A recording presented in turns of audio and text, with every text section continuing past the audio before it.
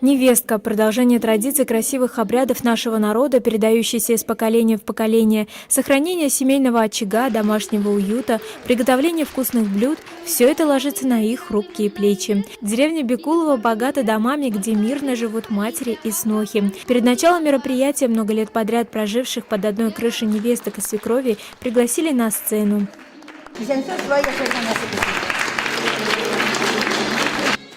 В конкурсе участвовали 7 талантливых невесток из 4 деревень. Несмотря на их разный возраст, каждая из них смогла впечатлить и жюри, и зрителей личными качествами и красотой. Несмотря на то, что многие из них впервые на сцене, они вели себя, как и в жизни, мудро и достойно. Выступление каждой снохи в каждой деревне можно высоко оценить. Сельчане тепло принимают участниц, и мы, в свою очередь, достигаем поставленных целей. Ведь цель этого конкурса – обмен опытом, сохранение культурного наследия и традиций. В это время атмосфера на сцене накалялась. Красивые стихотворения, посвященные свекрови, национальные татарские костюмы, вкусная выпечка, которую они должны были представить. Невестки не только рассказали о себе, но и показали свои способности в вокале, красноречии и танцах.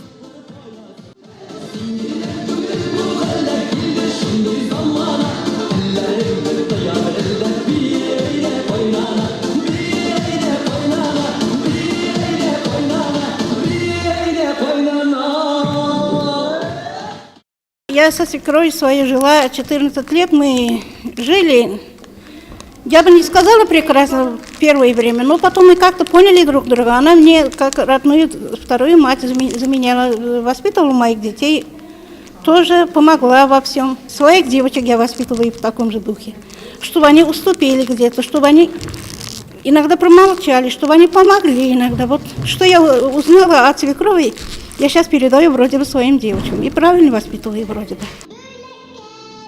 Пока конкурсанты отдыхали, зрители наслаждались концертной программой, представленной артистами местной художественной самодеятельности. Мы скучали по таким вечерам, поделилась с нами одна из мудрейших зрительниц Гамбер Апа.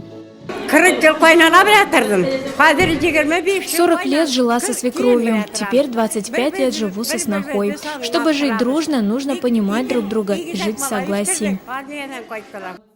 Вот и настало время выбрать одну из лучших. Каждая невестка победила в своей номинации. Мудрая невестка, талантливая, ловкая. А истинной невесткой была признана Физалия Билданова из деревни Бекулово.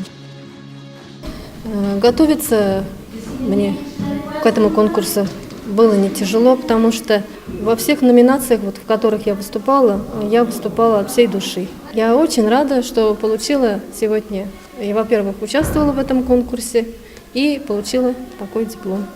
Главное не победа, а хорошее настроение невесток, красивые поступки, показатель дружной семьи и доведение этого до подрастающего поколения. А следующий конкурс пройдет в деревне Светлое озеро.